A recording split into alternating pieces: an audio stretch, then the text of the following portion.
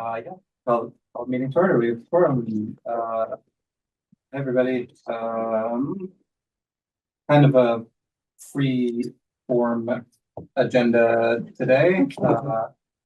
I am a little bit just trying to figure out what people think is a good idea to be working on right now and where we're at in various things. And so I just wanted to have a kind of open one. And we also have Marianne to talk about Comp plan and water. Comp plan and water, and also maybe ways that the Resilience and Sustainability Committee interfaces with the Housing Committee as well. Might be another thing that you, but specifically water.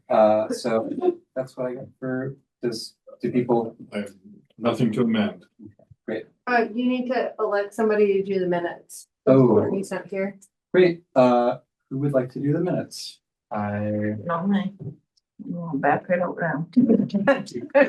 Why did you go down that road? Somebody's You're here. being as bad as he is. I will do the minutes myself. All right. And this meeting's recorded if you want. We can be Great. back.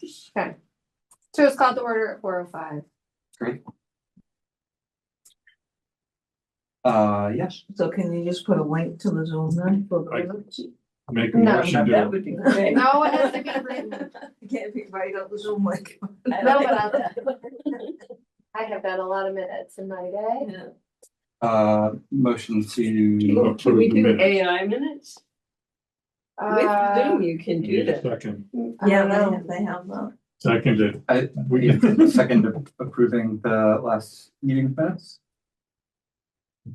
Anyone? Any discussion? No objections? Okay, great. Oh, All in favor? yep. You got it. Unanimous. All right.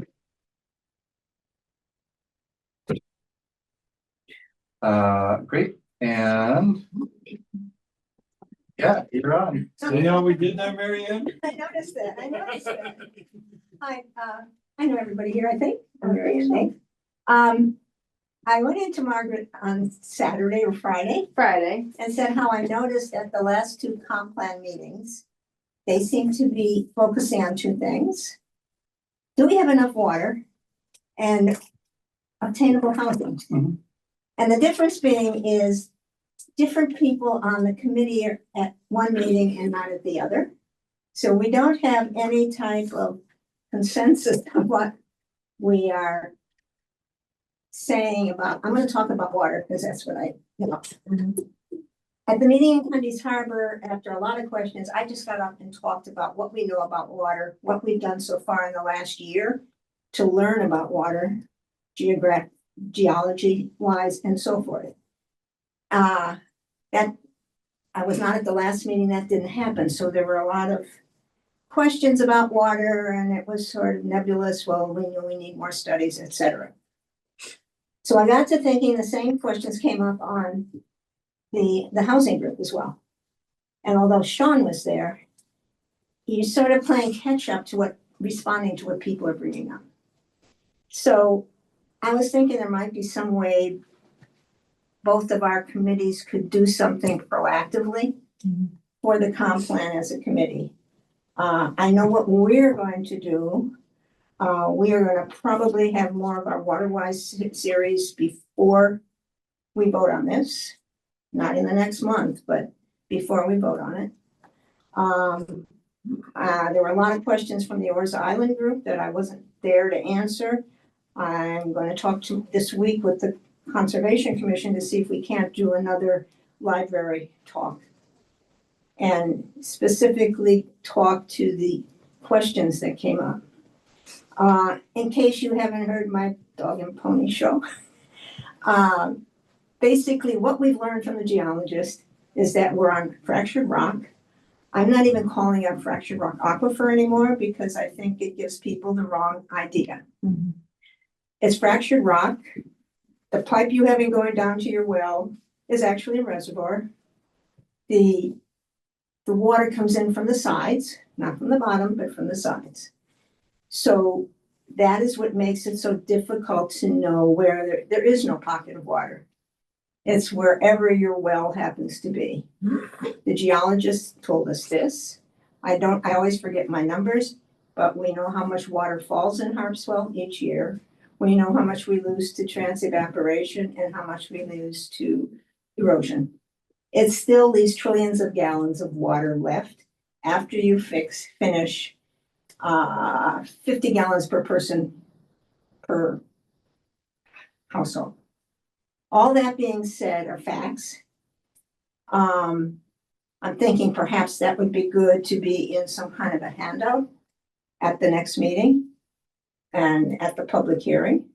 If we can do anything positive at the public hearing, I'm not sure. Anyhow, these are all facts, but as Jamie Hart, who sits on our committee, says, we can say this all we want, but if you live in a neighborhood where you have a problem, you think there's a problem in town.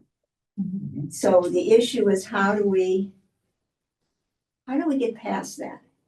And I think what we're finding is I am the only one on my house, on my street, 9 months out of the year. Last weekend, we had 24 people. So really, our issue, I'm just trying to figure out ways our issue should be, we know we need trees. We got that. We know we have to stop erosion. So everybody's benefit the more trees they have on their property in general.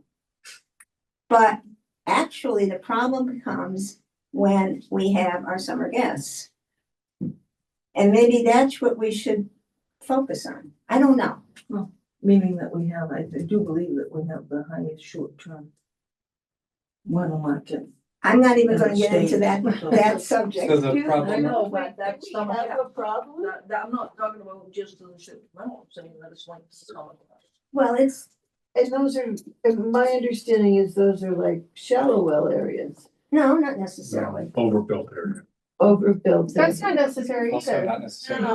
I agree with that, that's Just not the wrong. places where there's not as much water in the aquifer, right? Just Exactly. luck of the rock. It's the luck of the rock. So from my way of thinking, if you're trying to build houses, let's just say, while we know we have to take care of water all over town, there's no one place in town that we can say doesn't have enough water. So I'm sitting here always trying to think of how to get this thinking to the public. But right now, I sort of feel that if we focus more on the summer guests. I mean, many of us have family out of state who come to visit in the summer. I live alone, last weekend I had 5 people in my house. Everybody on our street had 5 people. If it had been a dry summer, one of those wells would have gone dry. We don't know which one, but one of them would, because it just takes time to recharge. And what does it mean for it to go dry and take just time to recharge? I mean, that's probably a good terminology people should understand. So if I was to ask a question, how would I ask? When I think of like a flyer and facts, what I would like to know in these questions, what people are always saying is just point blank, we don't have enough water. Well, that's not accurate. So if somebody said to you in a printout flyer, do we have enough water to build more housing? Yes. I mean, that's the answer. Mhm. Are there maybe we should start mapping the areas of our town that wells are going dry. Well, Because maybe it's because they overbuilt. I mean, there used to be a big problem down at, is it Sunset Cove? It used to be the mobile home park mostly down there. For years, there was a problem down there, but it was from the overbuilding. And, we had shallow And wells they years only had ago. very shallow wells because they were so close to Right. the water and stuff like that. So that's a very different issue. So maybe if we had a map of these areas, But we don't have a map of these areas. I know, we don't, but maybe we should have. Where things have been overbuilt to find out. Maybe that should be incorporated in some kind of study, I guess is what I'm saying. Yeah, Mark. That I see that these geology buildings so plan good has down there. something on it like that. Go ahead, please. Actually, there is a map. Oh, excellent. 2000. And in the old groundwater study, which Mary Ann had the only copies of the maps. And I got copies of the maps from the groundwater study, most recent one, I think it was. And Margaret should have those. It shows areas where there are problems with groundwater adequacy. Are they topo up to date? Well, probably they're good. I mean, the groundwater doesn't change. There are also groundwater maps that again the town has, which shows the subsurface bedrock. It shows the fractures. There are some major fractures that produce high yield wells, and there are indications of individual wells and what their yield is. And I also believe, Mary Ann, that the water witches have the incomplete but reasonable data from the state reports that show what the yields are for new wells and the depth of those new wells. Right. And so there already is, I'm going to call it a body of information that shows what the situation is with the bedrock aquifer. And it shows where there are significant areas that you can get lots of water on the state maps because of significant fractures in the bedrock. And there's some, but not complete information about what the yield of various wells are throughout the town, and you can probably draw a pretty good picture of where there are problems. And I think, Mary Ann, if I remember correctly, the woman from the state said in gross, there's lots of water, but there may be some isolated locations where there's not either any water or an easy supply of water. Right, and we've also, a couple of things, the state is also looking, you have two issues with water. You have depletion of water in the well for a period of time. And then you have those that go to salt water, two different issues. Right. State is doing a study to find out and identify where saltwater intrusion is. They're also looking to do a base groundwater study by looking at wells that have not been pumped in 2 years, if you're willing to have a meter put on them. They are trying to set up a state database. My understanding is to get kind of the average bedrock, whatever they find out. So that's a study that we're starting to put out to the public to let them know they want to become part of it. There was also talk about having a study to have people identify their wells. That was done back in 2000 and somewhere around 2000, Mark, 1998, where they were studying, we're having petrochemical seepage. And people signed up to have their wells tested. Yeah. So those are all things that we could move forward with that would be helpful, I think, to answer the questions that people have. So I just want to back up just for a second. One of the reasons I was asking about a map of where these places are that are drying up. Because we have enough knowledge, and Bob could probably chime in on this one, that I feel like maybe as a town, if we had these areas, we could put options together to help with rain collection? Mhm.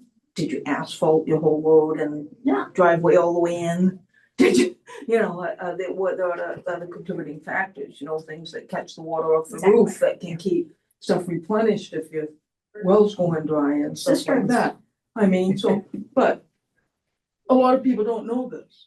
They don't have that information, so, I just go, well, maybe if we got these small areas and we can,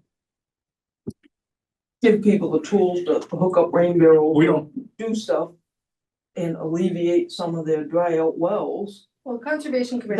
That will take some of the fear away for losing water. We don't have an intern this summer, do we? We do?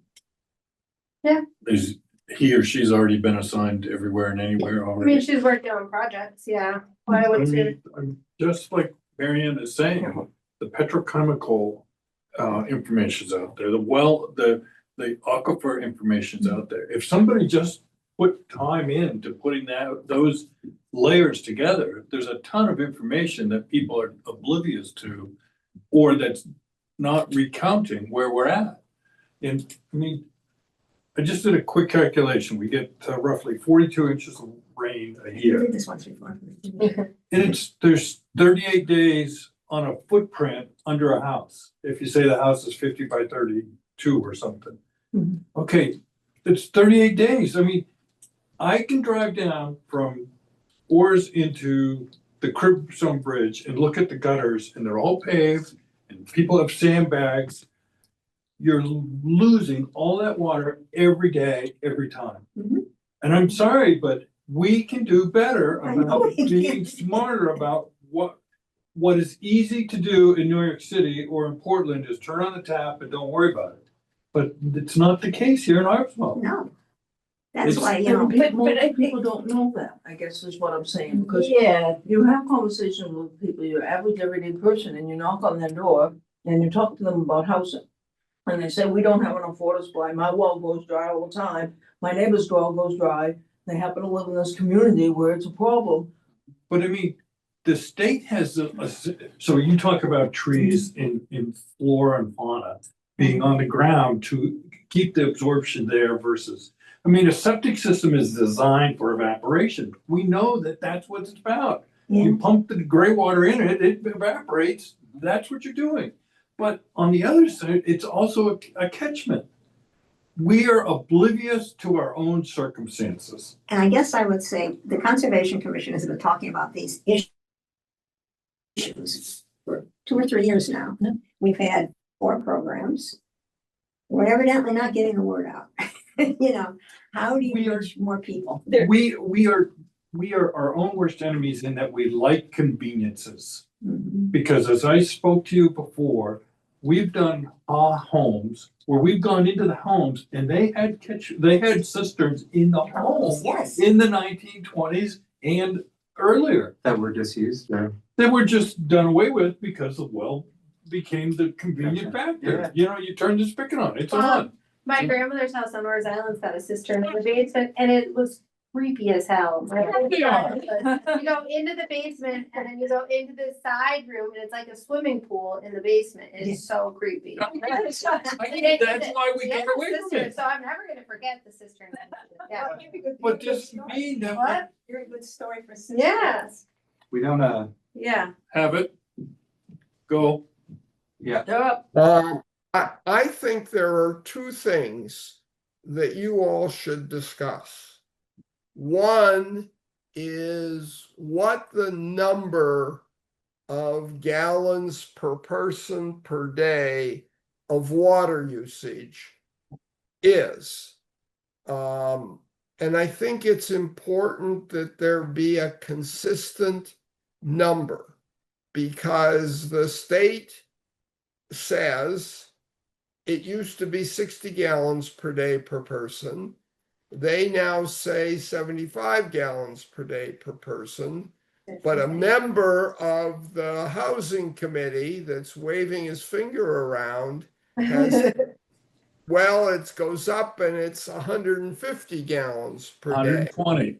And- Portland but Water that's- District. how much waste is there in What'd Portland? you say? Portland Water District, I use Yeah, but 100. that's for usage for people who are on public water supply systems. Okay, And so when the state is talking about on-site water supply, they use a lower number. All as I'm HVAC saying, 200 form. What's Hmm? the, yeah, and the second question? well, no, but to me, the key is that when we're talking about water usage and how much water is being taken out of the bedrock aquifer, there needs to be a consistent number that's being used, even if it's qualified. Because if somebody over here is saying 60 gallons per person, and somebody over here is saying 120 gallons per person per day, the public says they don't know what they're talking about. So if you Google it, it So says. that's a key piece of credibility. The second is that the USGS. So town, what the state, so the second one, Sean, Yeah. is that the town already has in place a number of requirements for what new subdivisions and new single-family housing has to do with respect to stormwater management. The new subdivisions have to use what are called LID techniques to recharge the runoff from the paved areas into the soil. If you go look at the plan for the subdivision off of Route 123, whatever that's called, I can never remember the name of it, but Schooner Ridge or Saltwater whatever. Reach, or saltwater. So whatever it There's only is, one that goes they've down in- changed the name a couple times. Peabody What they Road. have is they have a system where Oh. all of the runoff goes into what are called level spreaders, which are gravel level trenches, spreaders. and then level spreaders. And the water, rather than running as a stream, it trickles out. And there are easements Yep. down below each one of those level spreaders, which has to be maintained as wooded, vegetated areas for the water to infiltrate that comes off from the runoff from the additional paved areas into the ground. That already happens. There's supposed to be, when you develop a single family home, you're supposed to submit a stormwater management plan, which addresses how you're going to minimize the runoff from the site and put water back into the bedrock aquifer. There also is, and Margaret, correct me if I'm going astray on this, but there's an impermeable surface area Yep. limit, Right. which is essentially 20% of the lot area almost everywhere in town. It doesn't apply in the CF districts, it doesn't apply in Mitchell Field, but if I remember correctly, Margaret, it applies in all of the other zones in the shoreland, and it applies in the interior district. Is that correct? Yeah. And so if you take a 40,000 square foot lot, that says the maximum amount of impervious surface you can put on it is 20% or 8,000 square feet of impervious surface. That counts the house, the walkways, the driveway, the garage, the swimming pool, anything else.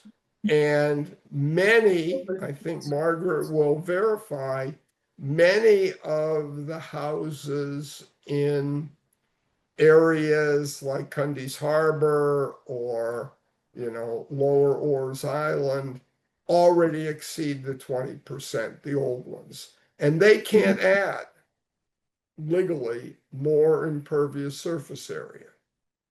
So And I think it might be, go ahead.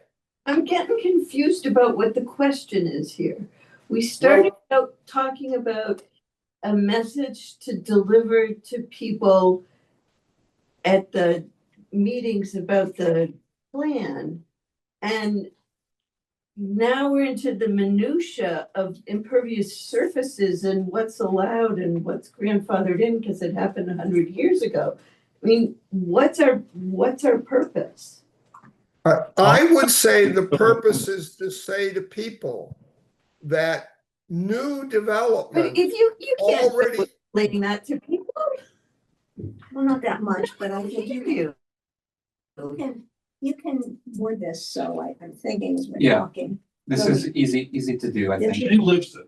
He's lived it all his life. I put up with it.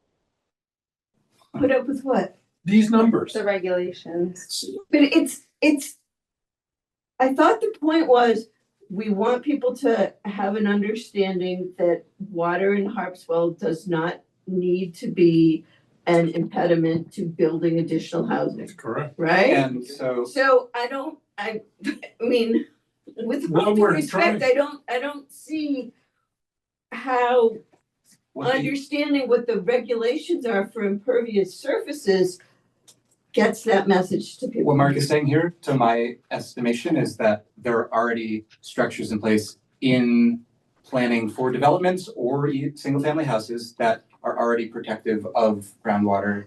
That's That is the, fine. Then that's a sentence. yeah, So, so. that's exactly the message. The Mark likes the town numbers. already does No, What but- we have- a bunch of things. 51% of the homes Mhm. are not within the standard. Because they And were so built you could before the easily standards were designed. Subtract, those areas are problematic already. Mhm. But any new design qualifies and has to be per the regulations. Right, so if our message is there's enough water in Harpswell to put in more housing, yes, I believe we need a number to give people, even though it won't mean anything, because who the hell knows what 50 gallons looks like? But then, there are state and local regulations that guide development. I mean, all those can be part of it, but if you go into too much detail, then people are gonna think you're trying to hide something and knock them down with information. And I'm gonna agree with, this is what I was trying to say a little earlier, if we're talking about trying to build housing, having some straightforward answers on, do we have enough water? Because the argument out there is, we don't have enough water. We can't afford to build anymore, and you know what, and I'm sorry, I would redefine that, what they're saying is, we can't afford to build affordable housing. Oh, yeah. Because that is they're what given the saying, yeah. permits for a certain income level of housing gets in. Mhm. Okay, and that's what it's really about. So, but we do have enough water to build more, which I also would argue why we need growth areas.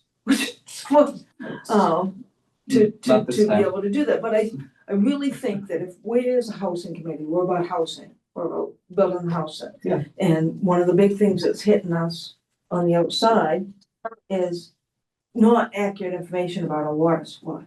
So if we just had some bullet points that said, do we have enough water?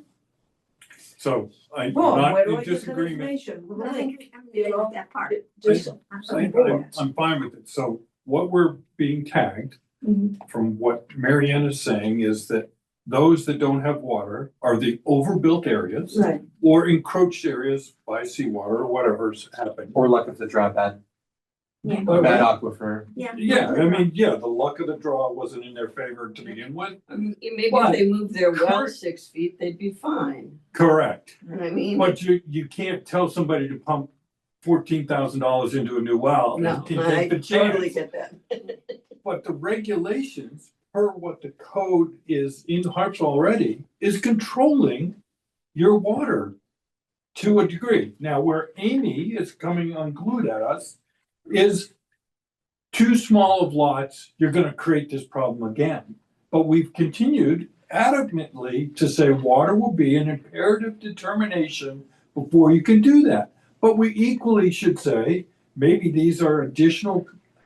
I brought up a long time ago that people should be putting in either plastic vaults in their basements or cisterns for the future. In case they run out of water, they can flip over to that. Naturally, that's a cost just like adding sprinklers to a building. So you're not gonna get there. But I think message-wise, what's being said is we should identify the restricted or over-abused areas and say that this is what we ought to be trying to tackle in those areas to provide better water resource to an existing problem. And the inland areas are really controlled by the regulations that should be fine. Even if there's too small a house, it's still a water restriction issue on that discussion that we've had all along. Yeah, I mean, I think that is what Marty was getting at, was that like, we already have mechanisms in town to, Oh, you're there. But how do we get that word out simply? so, I mean, Yeah. like, I don't think that if you tell somebody whose well repeatedly goes dry, we have enough water in town, they are able to hear that. Like, their experience is that there is not enough water in town, so we need to have, I think like. Give a it's- message. Something to It's give where that they person, live. help them get Yeah. the amount of water that they need. That's why we're It's- trying to say designated It's areas. not in town. Right. Water in Harpswell is not all connected to each other. It's in the area where a person's house is. It's within the street where someone. Yeah, And- exactly. It's not in town because Yes. look at town. It is not in town. We have, as Marianne has repeatedly said, there's ample water in town according to the state geologist, and it's in a fractured rock aquifer. Fractured rock. Situation. Okay, cool. We'll work on the There- next word that goes There's after an that. article in the Yeah. Anchor that had diagrams and stuff that talked about Yeah, it. from our last talk, yeah. Yeah, no, it's really good. I mean, Yeah, I'm sitting here thinking also, if we could build on what the ordinances already say. We could say to people, we have ordinances in place. We will make sure all new properties stick to the 20%. You know, Impervious area. that's not something impervious we have, but lid design has been a little newly thought of and not really, Problem is that landscaping is really hard for the code office yeah. to enforce. And it's something that when you're building a new house, you're not thinking about landscaping unless you're really a wealthy person who's, architect has a landscape designer. Other than that, it's just not something that's on the top of your mind. You're gonna build your house and then you're gonna plant grass after. But I think we could probably have something for people who aren't going to the planning board to think about when they're building their house. How much There's- green space is Green attached, so space, whether the. You know, you can swales on your property, keep them, don't fill them in, that type of thing. But I'm Or- also thinking we could say, we've determined that there should be enough water in general when we're talking to people. Because of this, this and this. However, you can pretend we're basically on an island in Bermuda. And this is what you can do to give yourself more protection on your property with a cistern, with a rain barrel. The cistern is, but these are some things you could do to enhance that ability to be sure you're gonna have enough water. I don't know, maybe that, No, I think, something I along think that the line, yeah. sustainability committee should be the new enforcement officers for the landscape. I think that's a good message, when you say, I'm all okay, for it. that when somebody says to me, we don't have enough water house. I can say that's That's not not the true, we have plenty, but problem. yes, we have areas or some houses right, have issues because of how, well, whatever reason. But here's a pamphlet of creative ways that you can do if your well's going dry. Yeah, Or to You protect know, yourself for the dry periods, however we word it. that was, To protect. so in the, Here's some grant money, assistance for another well, here's, I mean, this. That's right. I have a couple ideas. You know, when we're talking about affordable housing, could we talk about, I mean, this would be far down the road, but maybe the answer is to increase or decrease the allowable impervious coverage. She's thinking of that too. So maybe you allow 3 lots, maybe you do the bedroom by lot, what is it, bedroom by square foot? Lot size by bedroom. lot size 5 bedroom. Maybe you do that, but if you're gonna go down that route, you can only cover 10% of your lot instead of 20. Mhm. Or maybe it's 15, and maybe that is Yeah, something, yeah. a way to conserve water, and that's easily enforceable by the code office. It's a number. Remember, they Yeah. can go vertical. Right. Yeah, You they can can have go 3 vertical. stories. Has You get a the 10 by 10, town go had 30. minimum or maximum parking for buildings, Just lot coverage. just like. Yeah. Hasn't had a. Well, I mean, that's a good suggestion, because That is a if good that's, suggestion. if that's tipping those that are in disagreement to smaller lot size for smaller buildings Mhm. for affordable entities, then maybe it is a cognitive way to address some of those issues of saying, we're trying to make sure there's enough sewage capacity, enough water capacity, because when you get So the we're lot gonna keep more smaller, water on your lot. yeah, Yeah. I mean, the problem with getting small lots is the well has to be 100 feet from the septic. So does the lot get smaller? That gets harder to do. There are, But you can sign it if it's your own well. You can sign off on that. No, you can't. Can't you design You it? can get down to Under the road? 75 feet Yeah. with waiver. So another idea would be to require gutters. Maybe we require gutters on all new houses, and they go to a certain, maybe it goes to a landscape level That'd be a good spreader. idea. I mean- Is that a problem with, I was told, gutters and ice dams? Yeah, I detest gutters. Okay, But that's- just an idea, Yeah, okay. But I mean, Rock guys. I think the issue there is to minimize impervious area. how do you do rainwater catchment without gutters? You don't. Don't. You have, Well, we have a leach field. You can slope the property to a catchment area, a pond. Gotcha. There's other ways, but if the pond's there, it's either evaporating or going down. Without- You can without redirect it without a if you gutter. listen to what Yeah. Cole's Yeah. little rock Yeah. gardens, which I was just learning about with the project. Yeah, yeah. So, Those a are couple thinking- more ideas. Yeah, what you got, Margaret? A couple more ideas would be to, and I've said this before, it's not popular, I don't think, but to increase the setback from the water. What happens is it's 75 feet you have to build. You have to, the buffer is 75 feet, but what happens is people build right up to that 75-foot buffer. And then they create all these hazard trees, because now they've got all these trees right next to their house, so then they have to cut down the trees They also cut by to ordinance. do And also building plan. past to get equipment behind 75, so That's supposed to be accounted for by the code office. it appears to not be It sometimes, seems, just. it would But- seem with climate So change. the only thing there is, most So of this is not, most of affordable housing is in the inland zone. Right. Ways to keep water in your property, but Yes. to appease those people. So to increase the buffer would give you more area to keep to slow that water down before it Mhm. hits the ocean. And more recharge for those areas that are, maybe developed. And then maybe another idea is to have a fee when the Board of Selectmen assess all the building permit fees. Maybe we can assess a fee of $50, and every time you build a new house in the shoreline zone, we charge $50 and we plant a tree. A tree fee. The tree fee. Yeah, do you wanna build a house in the shoreline zone? We're gonna charge you an extra $50 and we're gonna use it to vegetate a different area. I don't What know, area are you gonna plant the tree in? wherever we want, I don't know, people, there's tree planting programs all over the place, or just maybe something like that, maybe we, The only thing I think Some sort of with a program.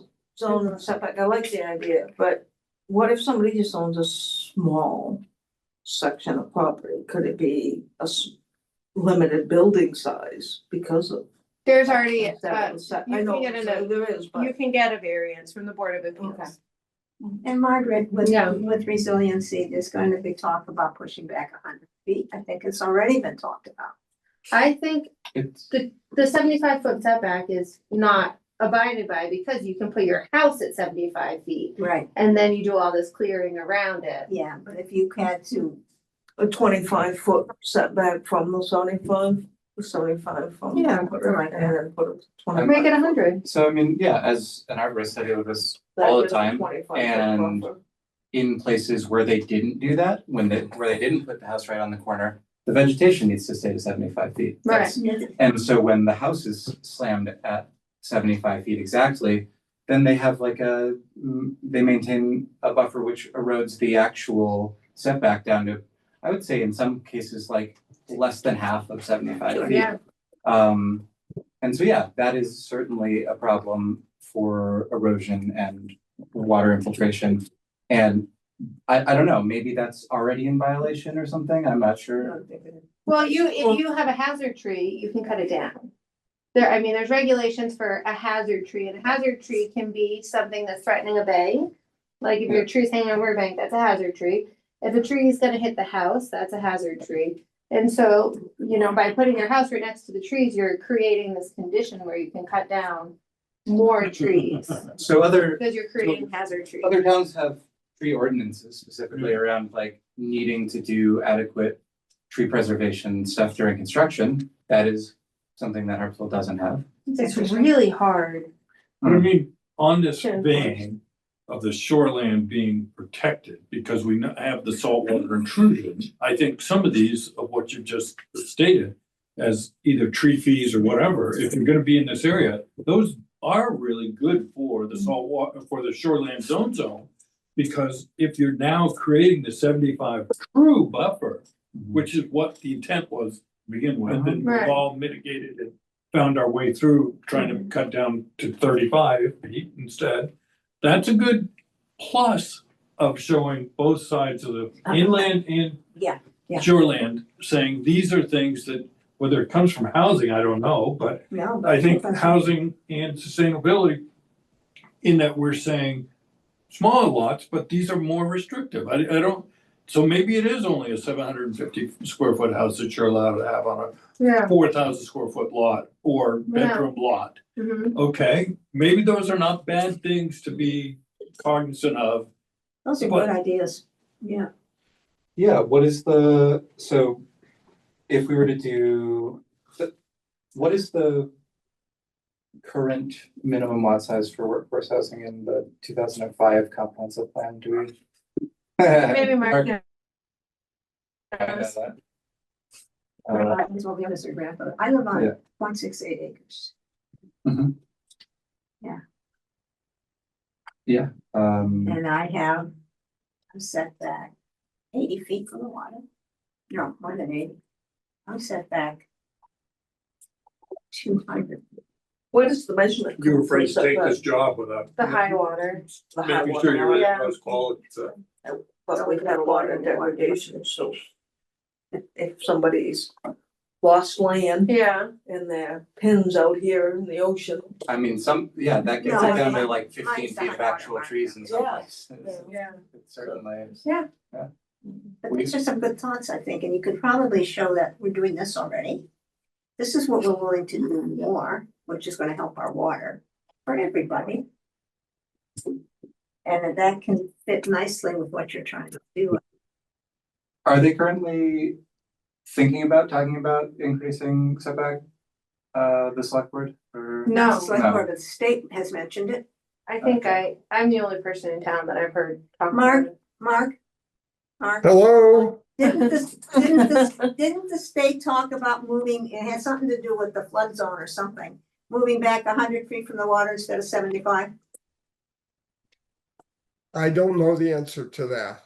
I mean, You the LRPC, the land use planning commission for the unorganized territory requires 100 feet.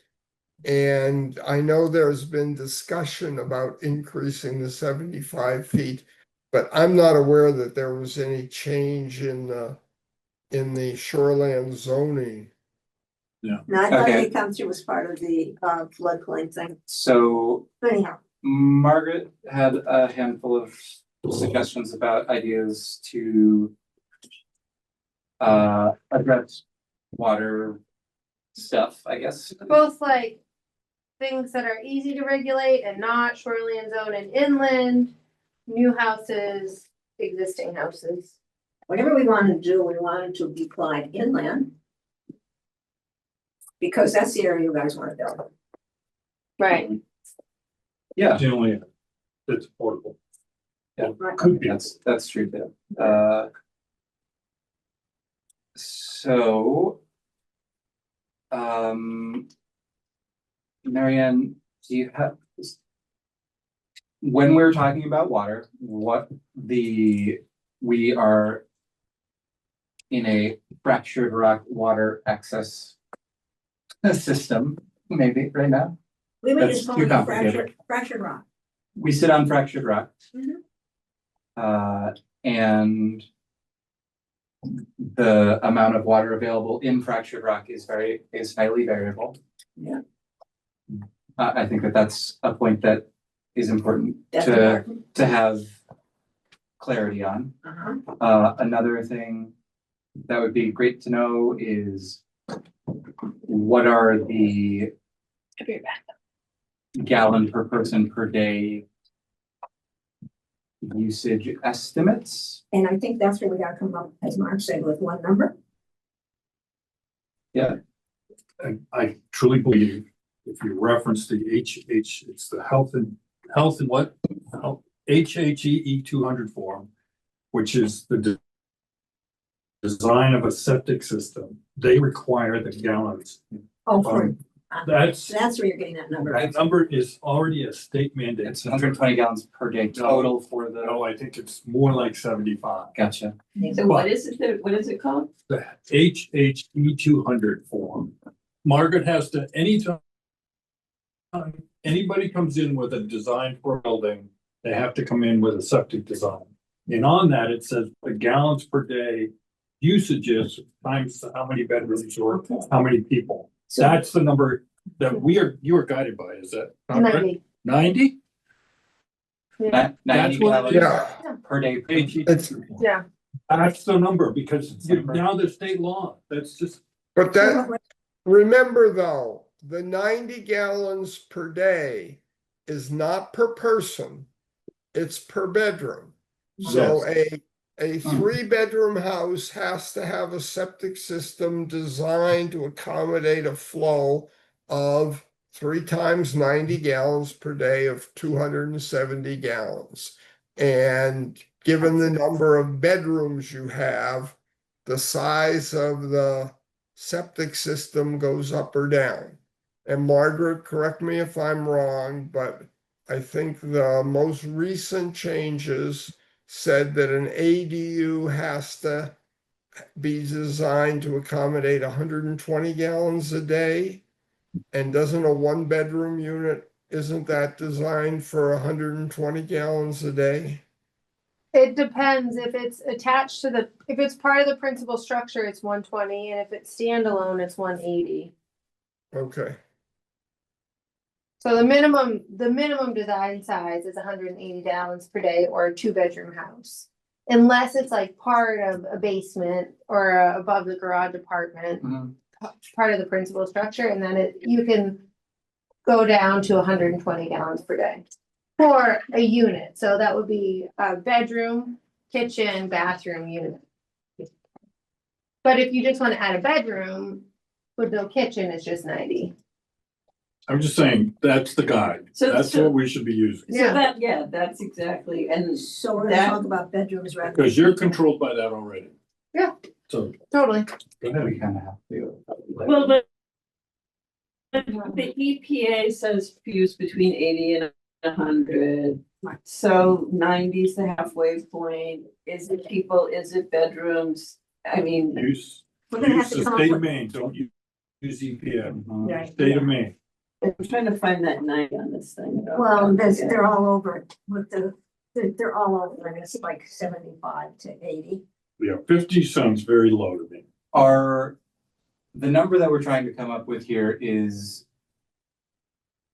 the necessary design for the necessary amount of water that we legally need to plan for different types of ADUs or small houses or whatever. That's to my understanding what we're trying to come up with.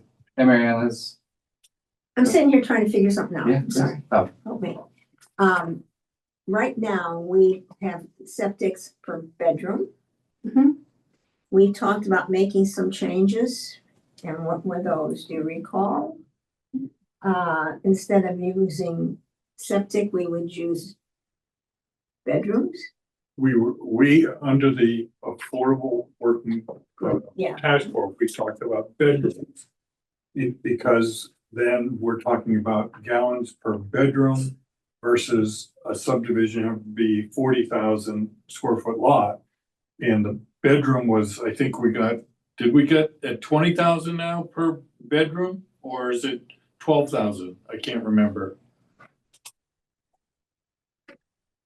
I don't remember and I don't have it handy. I think And I it's only 12,000. whatever we pick, we wanted For a to. one bedroom, I think a one bedroom unit requires a minimum lot area of 12,000 square feet. And there are two state laws that come into play. One is the subsurface wastewater disposal rules, which tie the size that the septic system has to be designed for to the number of bedrooms. There also is the state minimum lot size law, which the new affordable housing amendments tie the lot size to in certain situations where you have on-site sewage disposal. The state minimum lot size law calls for 20,000 square feet for a single family home. And for other uses, it proportions the lot size to the design flow for the use.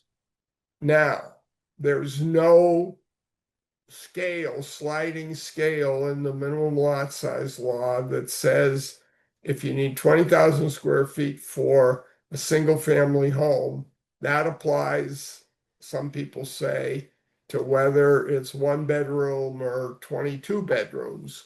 But there's a provision in the minimum lot size. you're cutting out quite badly. I'm sorry, say again. Okay. Mark, And there is I wasn't able to catch any of that. You're very choppy. Oh, I'm sorry. Let me try again. Where It's okay. The state minimum lot size law says you have to have Could you- 20,000. Hello, it freezes up. Hey, Mark, could you type the numbers into the chat, please? You're just up super bad and it's not going through. So Thank you. So, where we came out is that if you take a 3-bedroom unit needing 40,000 at 12,000 times 3 bedrooms, you're roughly 36,000. So it's very close, but now you're allowing other smaller lots to be built on smaller acreages per bedroom. A discussion came up immediately as well, then they're restricted to 1 bedroom in the future on 12,000. Yes, indeed they are. But it's not the end of the world. You still got a house. You still got Right. something. So that was the emphasis of where we gotcha. we went to bedroom to see if a smaller house on a smaller lot, because more affordable, could possibly initiate some housing. That's all it came down to. So, And it's been very controversial. So for our benefit, for what we're talking about, it Mhm. sounds like if we use that subsurface number, Mhm. bedrooms, that's what people know. We're not asking them to learn something new. Correct. To make our point. Correct. Yeah, so that we would use whatever number is shown in the subsurface. And this is, we're answering the question, how much water do you need for a house? No, we're trying to answer the question for people who think we don't have enough water to do any building for housing. Yeah, go for it. I just worry that we are really, I mean, I think we need to use the number 90. I don't have any problem with that. But people are gonna ask a question and then want an answer and, then do we have enough in Harpswell? Well, yes, we do have enough in Harpswell. There are a couple areas where there are some challenges and the residents there have to deal with it. But then I don't see it turning into great conversations of all this depth at a meeting. But I think we're I trying. agree with you. It's been a problem. Have you been to We meetings? have, no matter what we say, we're always shut down. But what difference is a number gonna make? So it isn't, but I think where Mary Ann's coming from is she's out there professing these and having these sub meetings to the public and saying there are opportunities here for us to work around this or to help it. And the housing committee, on the other hand, is doing this to try to make sure we don't ever have these problems again. There's where we're coming, but you're right, we're not gonna solve the person that says, I don't have enough water. Slowly, we may be able to trickle some thought pattern in there, but it's not. But what we were doing as housing, I think we've tried to run around this merry-go-round 16 times to Sunday to make it, but somebody out there keeps saying, we don't have enough water. So when that person says we don't have enough water. He's the what- chair of the Well, planning board. That's okay. How do you respond to them when they say that? Mark's doing some research over I, there. I You think know, that, because just let me finish, because I think there has to be a response to that. I guess is what I'm saying, somebody, I say to somebody, we got plenty of water in Harpswell to build, and I know that's the truth. But my neighbor says to me, my well goes dry every summer. Mhm. I said, oh, that's horrible. Use Do less water. what, do you by chance have other alternatives to keep it Yeah, the backup up system? Yeah, and have that? we can reverse that some things. Conversation. I'd like to Because say sometimes correct. people go, oh, and if they say, to me, because I'm a representative, they say to me, I don't have money to do that. Yeah. I'm gonna say, let me look and see what's out there. I And like maybe the there fact isn't, that but the then, tree then growth, we I can mean, create something. whether I it's just $50 think we're to plant a missing tree could also go into other Information conversation. water quality Issue. processes for those that don't have areas that we don't have enough water in, whether it's $50, whether it's $500. If you want to build or do something additional on that landscaped area that's going to create or mitigate the amount of impervious or override it, there's a fee that could help others, people that don't have the money Absolutely. to You get just rid of the can't pavement build and to past do the- Mhm. you can't build in places where you would bypass the 20% impervious surface, is that right? Right. Yeah. Yeah. You straight up can't, there's For no, people nickel and dime you, Yeah. like, they might take out 100 feet of their driveway, so they could build a 100-foot shed or something. Yeah. gotcha. I have to leave in a couple minutes. My husband's not home from lobstering yet, and the kids are headed home from daycare. Yeah. So I'm looking at you because you're the youngest person in the room, end the Zoom call. Okay, cool. When the time is right, and you can just leave all that equipment right there, and hopefully nobody from Town Lands comes in or shut the door. That's right, Town Lands comes in. They're here. Yeah, I need to buy 30 lobsters all right, in about 2 weeks. all right. Like Interstate, interstate? yeah. No private Down at the end transaction. past my place, down, very end of 125th. At the Ash Point, it's on Ash Point, Oh, you know, but like, instead of turning to the You have to turn and go by Oh. Thomas Kind Boat, yeah.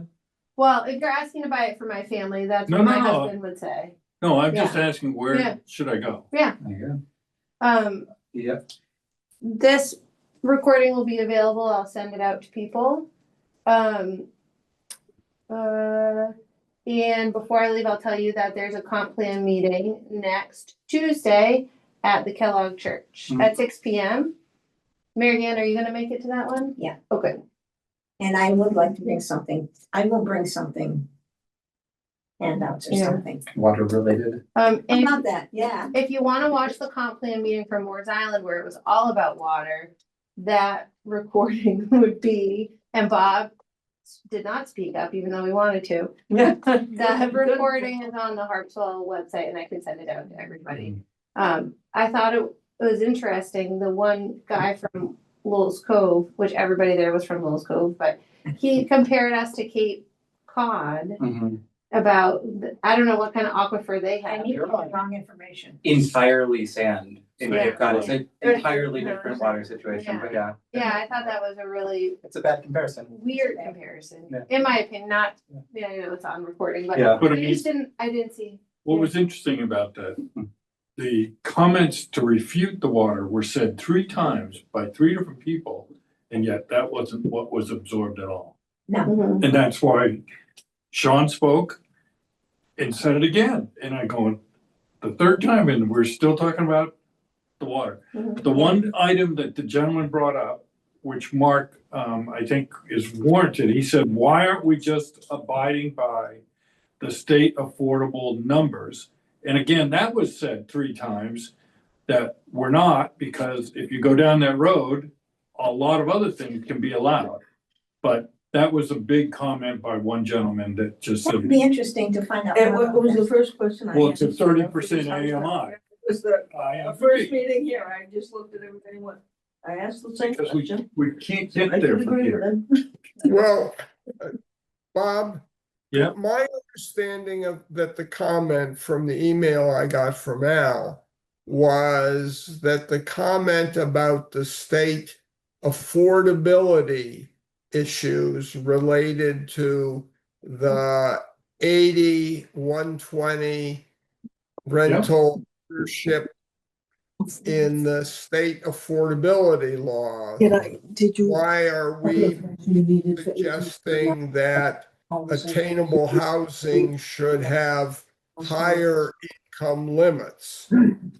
And I think the answer all along has been that the 80 and 120% of AMI doesn't really meet the housing need of people who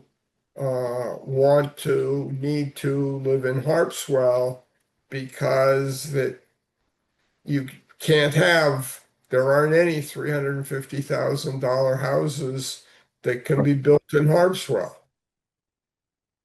It's a missing middle number.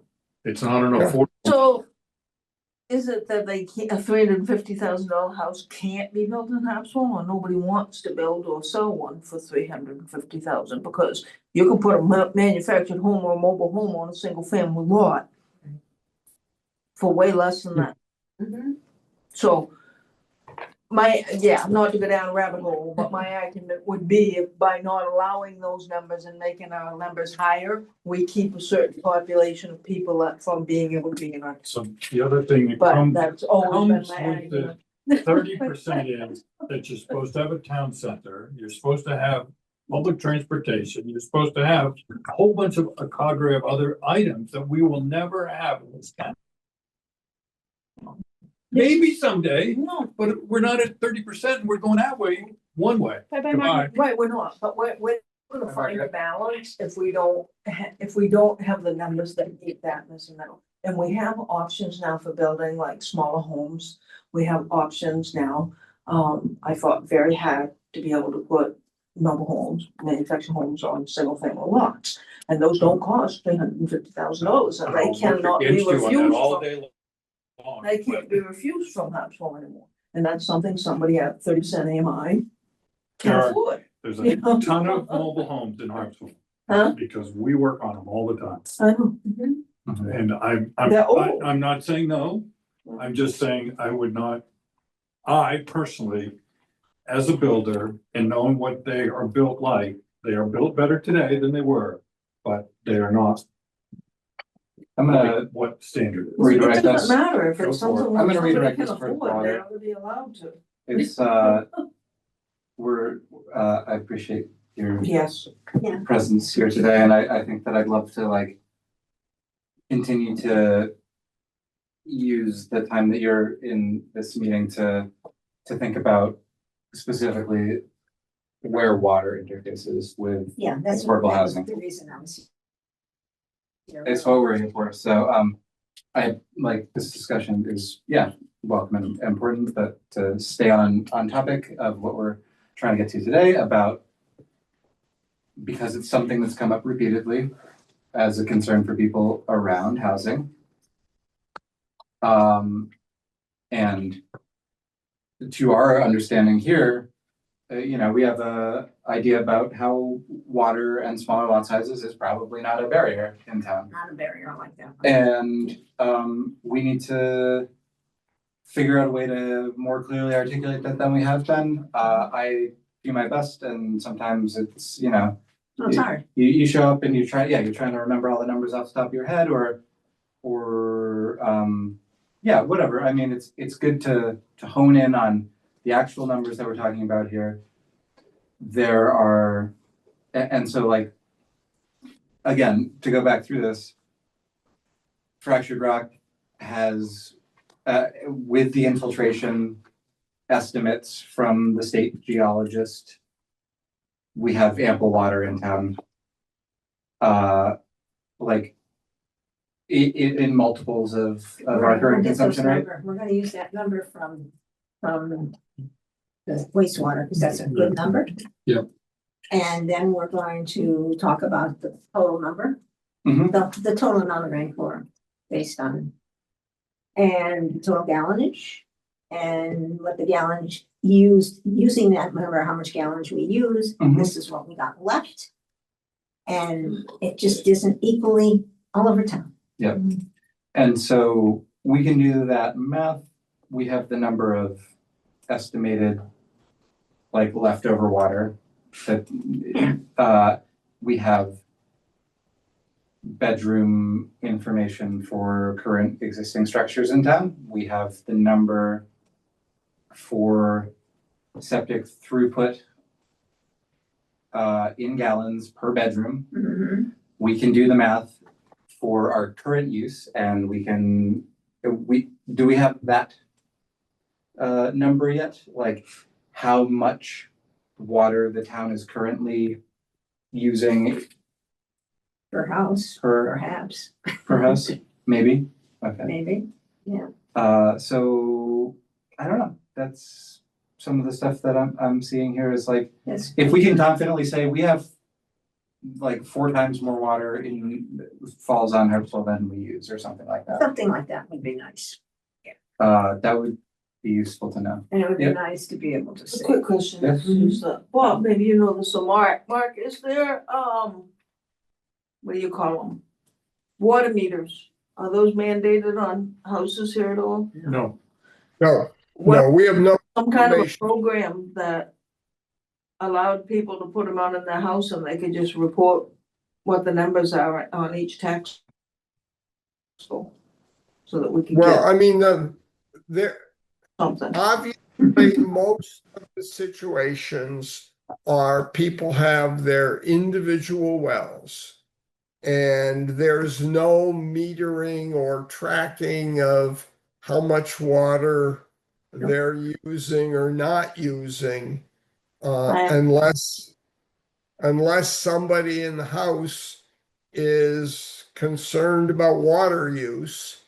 And, they're trying to keep things down.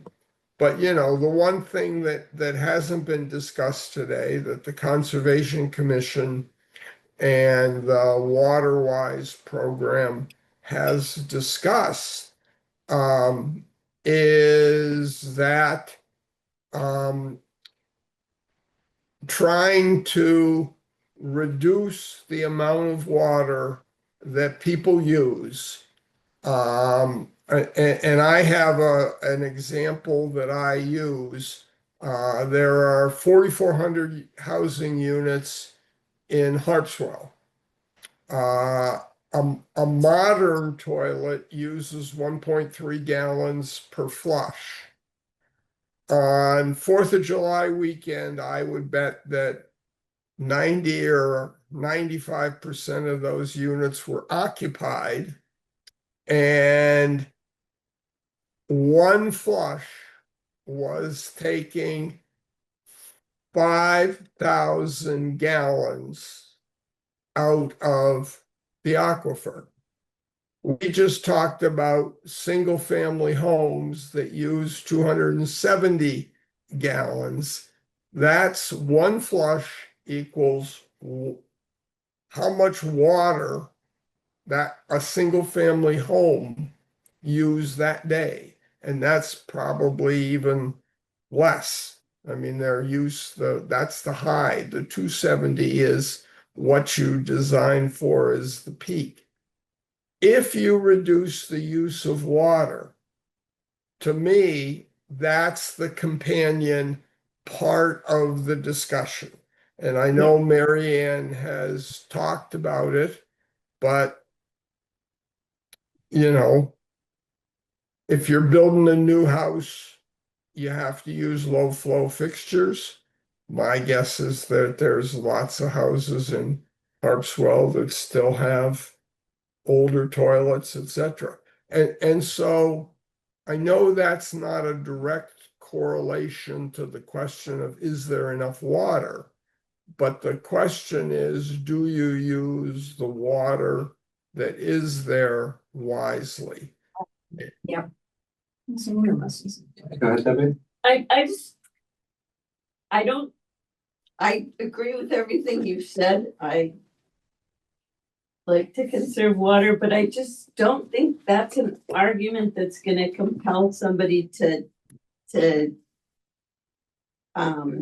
embrace the notion that we need affordable housing. Do you have any thoughts on what, Mike, having to do with water? Well, I like the idea of letting people know that there's plenty of water, but Okay. to say if all of us made sure we had low flow toilets in our household, that would make it easier to have affordable housing it's not gonna speak to anyone. Okay. I agree. It's people aren't gonna change their shower heads. They like the ones that blast out the water. I think that we need to stick to, we have enough water and this is how we know that there's enough water. And so therefore that is not an argument against affordable housing. You're right. That is it. I think. It is, I would agree with that. Yeah. That's exactly what it is, because and how do you know that? As the state hydrologist has told us this. And yes, we, as individuals, we recognize there are places in towns that have challenges with water. There are things the people that live there could do to mitigate those challenges. Totally. Again, that's not. I think that's a good comeback idea. It is. It's plain, it's simple, when somebody says, well, we can't have affordable housing because we don't have enough water. That's, according to the state hydrologist, we have plenty of water. We have 4 times the amount of water actually than what we need for that amount of housing that Or we have whatever right that number now. actually is. Yeah. That we do, according to state hydrologist figures, am I correct in that? There's 4 times the amount of water. That was something I said, like, kind of, I'm not sure Flippantly what as an the estimate, times but- it is. I mean, I have the numbers at home. I'm Yeah, just- yeah. I think it's around that anyways. So that's not an argument against having affordable housing. Right. And we know this because the state hydrologist has told us this. Yeah. Um, and then you follow that up with, certainly there are areas in town that are experiencing shortages of water, especially in the summer, especially when there's higher usage. Yeah. And in those places, we aren't proposing to build more houses. There are, and and do you live on a street that has 4 short-term rentals on it? we're not gonna go there Yeah. today. With 30 people Come on, coming go in ahead. Go in ahead. one night and stuff like that. Yes, But no, I'm just, I do think that. And for our part, I can use the first part and then I can build on that. I'm not gonna talk about housing, but I am gonna talk about how people can enhance their water availability. Yeah, and I'm glad to talk with you on that. I know you promised me something at one point, I Oh, don't know God. what it was. You know, That's I my plan. think it's a perfect argument to just us all to just start flatly saying, us not having enough water is not an argument. it's just not true. It's not Right. true. It's just not It's true. not true. So what I would I like know to see, it freaks write people out, those, but it's not true. I would like you to write those down as your first 2 or 3 statements. I'm gonna pick that up and use it as our first 3 statements, and then build from there, and you build from yours. There is enough water in town. Yeah. What were the next 2? It's not an argument against affordable housing, Yeah. is what you said, and then there were places in town with challenges. Not a, And yeah, you and your group are working on opportunity solutions that might improve that over Yeah, time, right. but there's a whole buy-in on those accommodations too. Yeah, None of it comes cheap, but we've talked about possibly feeing this to be able to offset that to betterment of those that can't and should. Sure. I mean, we've worked for what, 50 years now to not have overboard discharges. right. I mean, we're still down to, you know, a half a dozen, but Yeah. I mean, unbelievable. So pumping this, Absolutely. into the freaking river, just. I mean, so things take time. They do take time in Maine, I will say that. there is enough water in town. Yeah, it's not an argument against building more housing, especially housing for the Especially because people. we haven't had a drought in 2 years. Yeah, and there are places in town that do experience limited water supplies, and in those places, there are steps that the people who live there can take to mitigate that. Yeah. And we won't be building And there. we'll hopefully bring some educational opportunities to that. Right. I do like the idea of maybe like some of the stuff that Margaret was saying about getting fees and stuff, something that. That's just if an we could interesting create some thought. kind of fund that worked to help people mitigate I'm, fixing the well stuff and things. yeah, You know, I'm all for taxing the short-term rentals to do it, but Yeah, you can't do that in town. Vacancy tax. the, Yeah. I'm really there are interested states that have in that. the discussion around, especially because in talking to Matt, one of the major concerns about development, as he explained it to me, for him anyways, is Yeah. the erosion and impact on water quality. That's his. That's something that, I mean, Come on, we're gonna wait. that's something that he articulated to me in a conversation. Yeah, because he's concerned about the lobster and fish. Yeah, it makes sense. Clams, whatever. And so it's actually in my mind, probably direct shoreline development that is a bigger impact on Yeah. water quality than what we're talking about in the inland zone. And like, we can show that we, as a housing committee or whatever, as a town are interested in preserving water quality by increasing setback, for example. Mhm. That's a super useful thing that doesn't come from the housing committee necessarily, but is like, That could help. could be helpful to think about how the different lenses through which people are concerned about the impact of development and building on water quality. Yeah, Maybe they could consider, I know they don't have it in McCall land Yeah. growth areas. It- on not all happening. the It's not sides happening, and- Gerald. and- Yeah, there But might if, be, if you do the growth areas more inland, it seems to me if they're worried about water The quality. problem is that They- there That's is the a area of consensus water. on the committee. Huh? There's a lot of pushback out internally on the committee. No, I don't. So. Yeah. It's not gonna happen this time around. So there's enough water in town. It's not a good argument against building more housing, especially attainable housing. Yeah. There are areas in town that have limited water supplies, especially during high use times. And there are steps that people who live there can take to reduce the likelihood of running out of water, which include, and then you can, toilets and rainwater collection or whatever, more removing impermeable surface or. Maybe it's something you could build into your housing group. Would be included in any of the new houses that. No, I think those are good comments that Yeah. came out today. I Yeah. think that we can improve on our language under what is in the comp plan or under the affordable housing working group's recommendations. Those are all gotta go to planning board and then to select board, Oh, but we have opportunity We to have continue to massage those and make those real No. for the concerns of our citizens. So yeah. The comprehensive plan, especially if we don't need to focus on that too much, but like the comprehensive plan is a guideline. It doesn't set anything in stone. Everything still has, I mean, these are also points that are important to remember and talk about. They are, but what I found interesting, I was saying about, just for you guys, the article that the comp plan just wrote in the Anchor, and they stated about getting it certified at the state level. Because once it's certified, you can, as a town, you can qualify for certain grants and stuff, and bonds and whatever, and other things. My question, and I'm trying to find this out because I do not have the answer, is if we do not have growth areas in our comprehensive plan, how does that affect, if it does, being able to get it certified or funding? Ideally, the way it was written, Mark's got his hand up. He's gonna explain it much Oh, better. there than it is, me. you got it.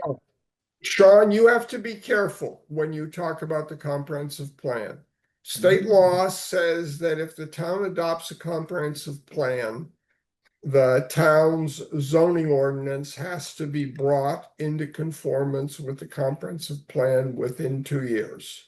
I'm aware of, I was talking about them getting it certified, Mark. Oh, no, Sean's earlier said it's the comprehensive plan is Oh. just a guideline, and no, I agree with what you were saying. I was going back to what he says. Everything else in the comprehensive plan is just a guideline.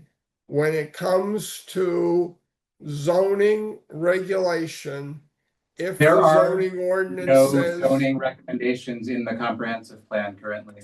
There just aren't. Like, There are.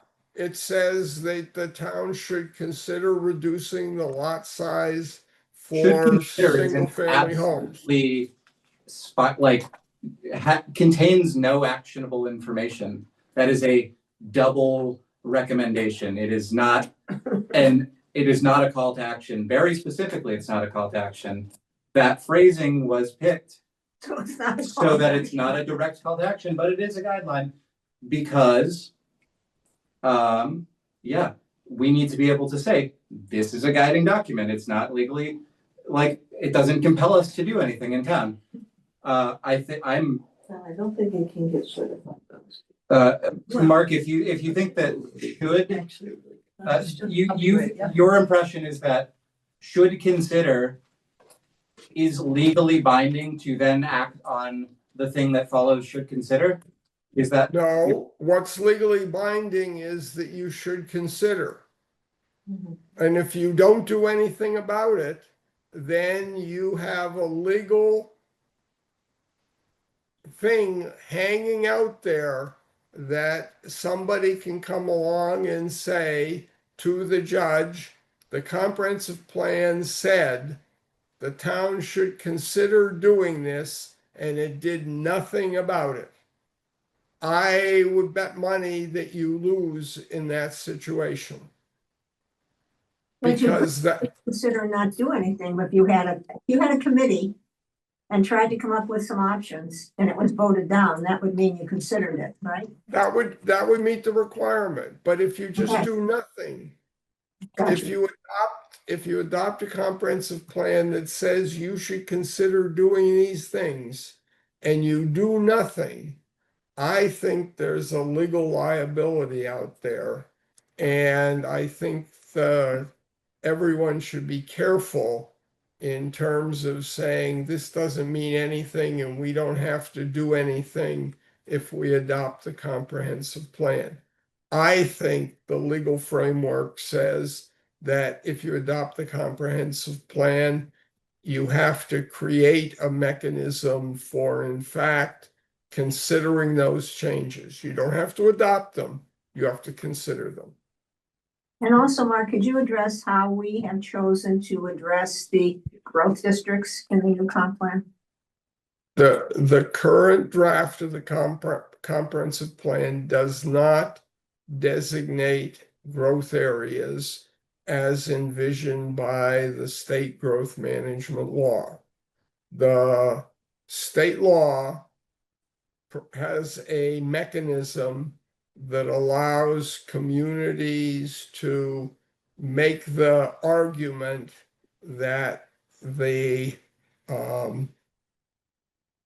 rules relative to designating growth areas don't apply to the community. The current comprehensive plan law has 5 specific criteria.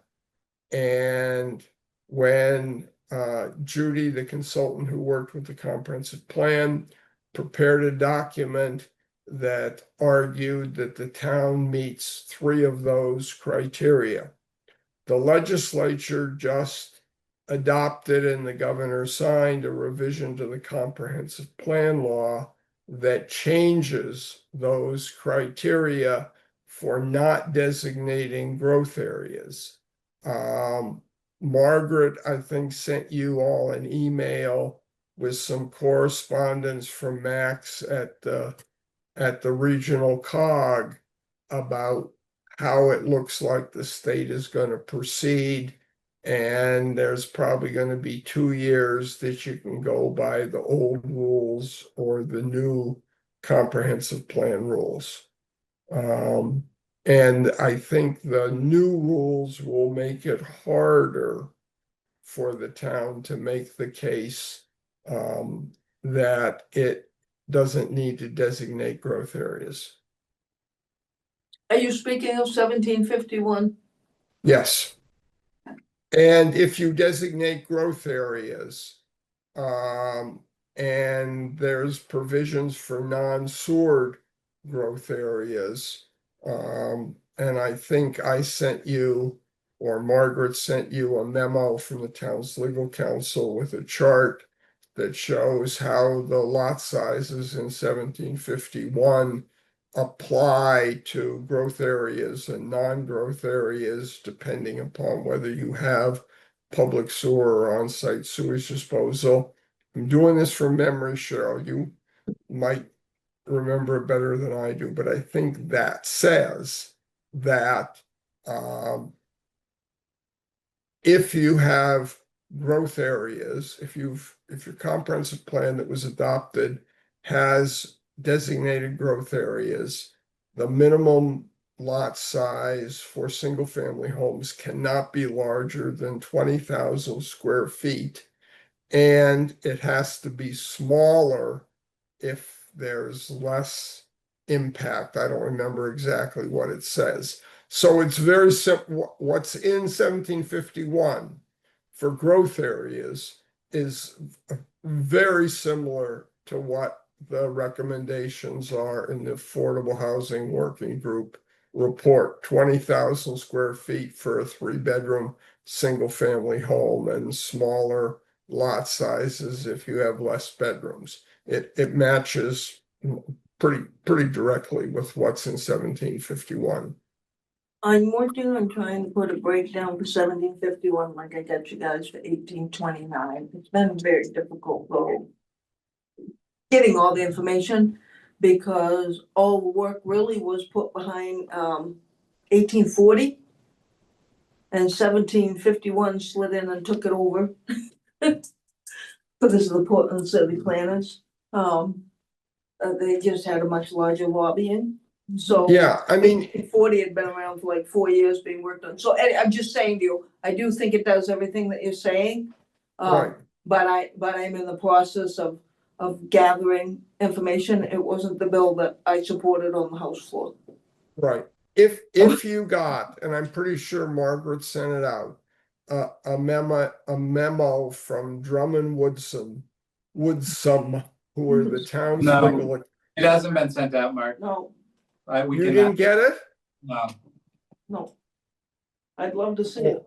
I asked Margaret to send it out 2 weeks ago. I will see, but there's Drummond Woodsum did a summary for their municipal clients that looks at both ADU changes and the comprehensive plan changes and says this is what you have to do to comply with I think 3 state laws, depending upon what you how you fit in terms of whether you have sewer, don't have sewer, whether it's within a growth area or not within a growth area.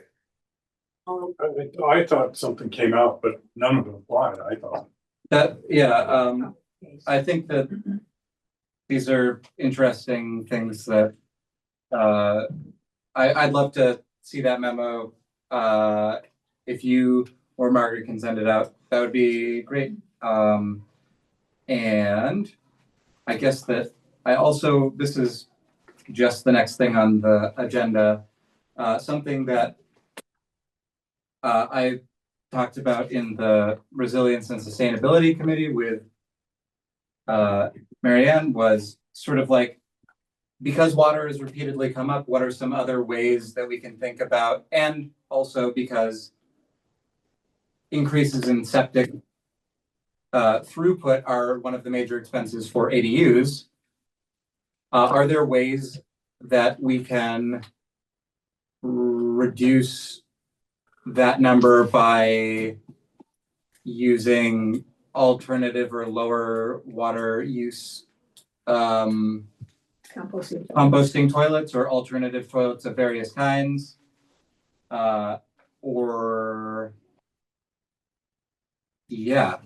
Also rainwater catchment and use. I am not sure what the legalities around either of those things are. I know that somebody mentioned at the Cunny's Harbor one that she's been using rainwater catchment solely for 30 years. And that might just be like a grandfather thing or kind of like a whatever, but I think that that's another really useful thing to consider when we're talking about smaller lot sizes is maybe, actual water usage as opposed to state requirements for sewage throughput for average living, which to my mind, 90 gallons is like a totally insane amount of water to use, basically. And are there ways that if we were to build in reduced water usage into a property, can we lower those numbers at all? That is a curiosity that I have that came up in the other committee. I don't know really anything about it. If you have any thoughts or. Well, I looked it up after you left, and Oh, I great. found that you could have composting toilet in Maine. Great. But then I got to thinking about, what do you do about the rest of your gray water, because you can't have a gray water system? And you're smiling, am I right? So I think one of the first meetings we had here, I talked about different septic systems. We have closed septic systems. Yeah, we that do. could be used on smaller lots. We Very have expensive. septic systems. Somebody tried to sell us before we did the one we had. We did it at the time because it was cheaper just to fix a part of it. They would have come out and drank the water out of it that I could have watered my plants and gardens from. You know, That was a and food would have usage, reduced the probably. size of the land area needed significantly. Significantly, so, So this is the head wall you have, okay. just the state. What do you got, Mark?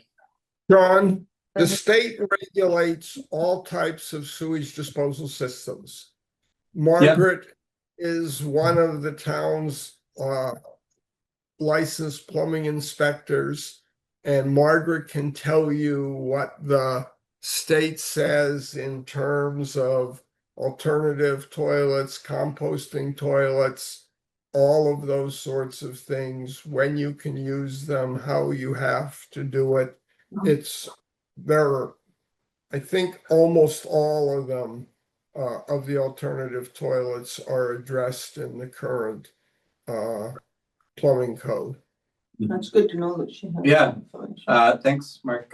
That's useful, so I don't have to go hunting for it. I figured you would probably know that. Ask Margaret or Mark. Yeah. I mean, why would the state regulations govern so much is that they put up with all the problems and Yeah. just it's a process of elimination. This is the way it's gonna be, because what you say you're gonna do with a compost and what the next person says they're gonna do with it are two different things. Sure. And so we have these overlapping regulations that are just gospel and aren't changing. If anything, as Mark stated early on, we used to design septics for possibly 50, but we're now up to 90. It's because we're just consumers that we're not paying attention to that 45 or 40 gallons more that we're using that isn't needed. But the washing machines are now not hand spun or whatever that, in the old days and all these other things. And people We're are just a paying for their convenience. water, so they really don't have a good But I sense of how mean- much water they use. I'm just saying, the roadblock here is the state. And if you look at the state, I think most of that will trickle down as to definitions and sorts.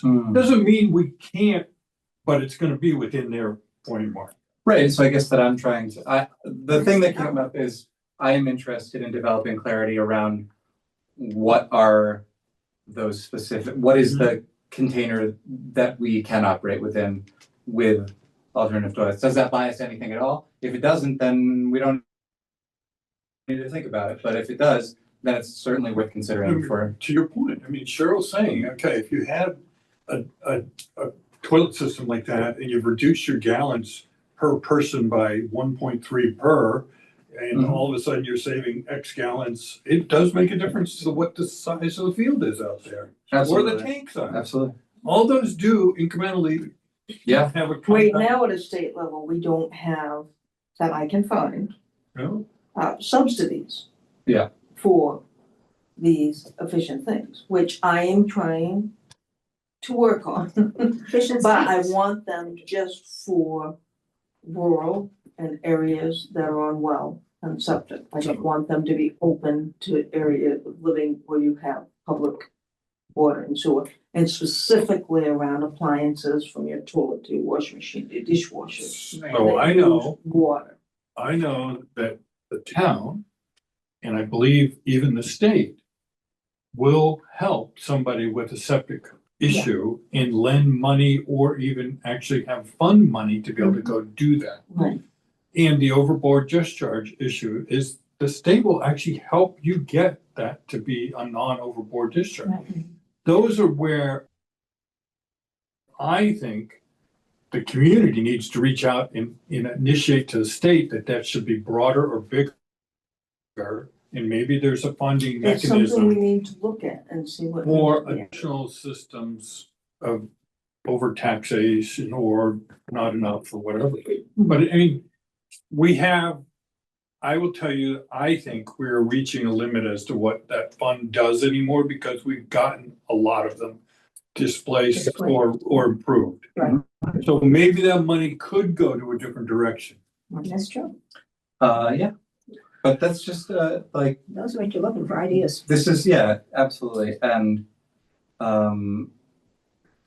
yeah, so I guess that I would be interested in thinking about, Mark, you said, talk to Margaret about specifically the details around alternatives. Bob, do you have No.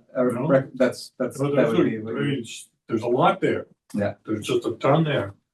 Yeah, It's a convenience, but if it can initiate housing and an economics, I would personally be very happy to deal with inconvenience if I were able to own a home in Harpswell. Like that's my own, feeling, but I think a lot of people would agree with me, and a lot of people who don't own homes in town. So so, yeah, so being an owner of an island home. I catch all my water. Yeah. And I have a filter system. I don't have a purification system, so I drink what's coming out of the sky. And it goes into a tank, manufactured in Pennsylvania, tertiary, and, all three systems produce gray water that I water my plants with. Mhm. I don't use it for anything else. Otherwise, there's no field. Hmm. But that, And everything is state bad. law allows for gray water systems. You can put your, Yeah, your washing machine and certain other things into a separate gray Yeah. water system, but it has to be designed and built according to the state rules. I thought the state did, I the thought they state got doesn't rid of allow that. gray water, is that what somebody said What was earlier? that? I This- thought- okay. The No. state does not allow gray water systems, was said in this, I see. at this table earlier, so is Yes, that, you can. I was just on the I've- 200 form and it said gray water systems Okay. allowed. Okay, what- well, that's. good. Ask Margaret. Margaret is the local plumbing inspector. Okay. She knows what you can do with gray water systems. Well, I'll have to ask her that because the reason I didn't think they were allowed, when we first purchased the Vicarage, there actually was a system that, because it was a bed and breakfast, the washing machine and I think maybe the dish machine ran off and into the thing, and then Try what? when we were told, yeah, we couldn't have that. We had to put it There's a lot of those out there. into our septic. Yeah. That it couldn't be there anymore. So it's good if they're allowing it now. It Yeah, says 1990s. they are permitted for single-family dwellings served by pressurized water. Yeah. It's pressurized. And it's a pump. right, it's just, So it's not just gravity fed.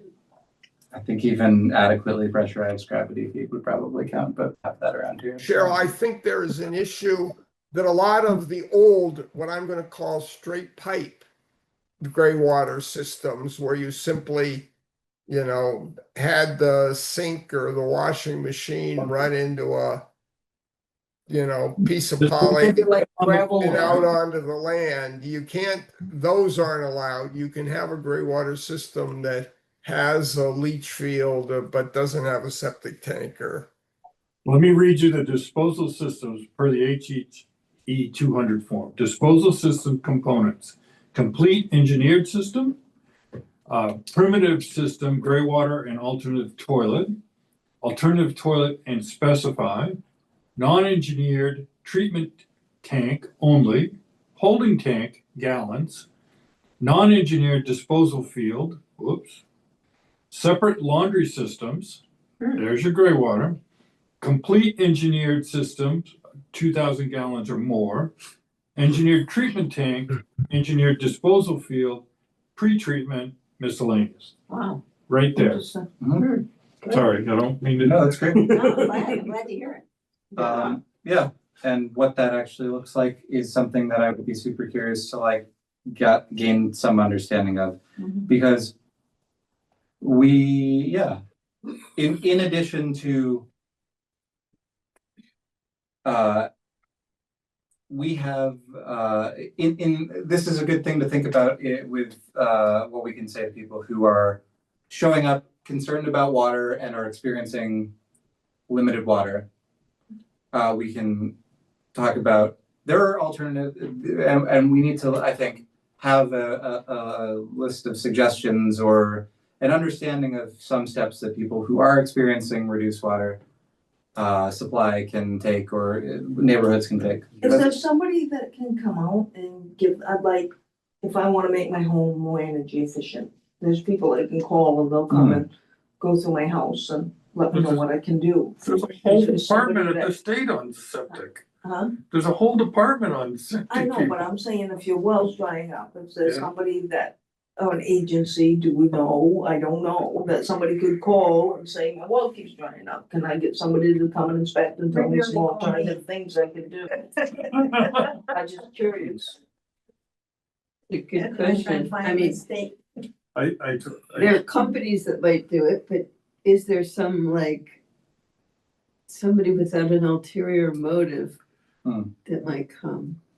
That'd be great if there was. I would tell you that the state water quality people in sorts at a lower level than just township and range, designation, but I think to your point, Debbie, we gotta keep it simple, stupid, or else we've lost the ground. Oh, totally. There's enough water in town. It's not a good argument against building more housing. That's good. There are places that have water supply issues, and we have, we're, You can't we're, build affordable housing. yeah, we can't- showing that you we're not have gonna build water there. and septic, So. we're not gonna build there, and there are steps that you can take to more responsibly, or like more, yeah. So go ahead, Mark, sorry. I gotta leave. I'm cooking dinner and Carol is come home and so I'm gonna leave and you can work it out and I'll watch the rest of the video.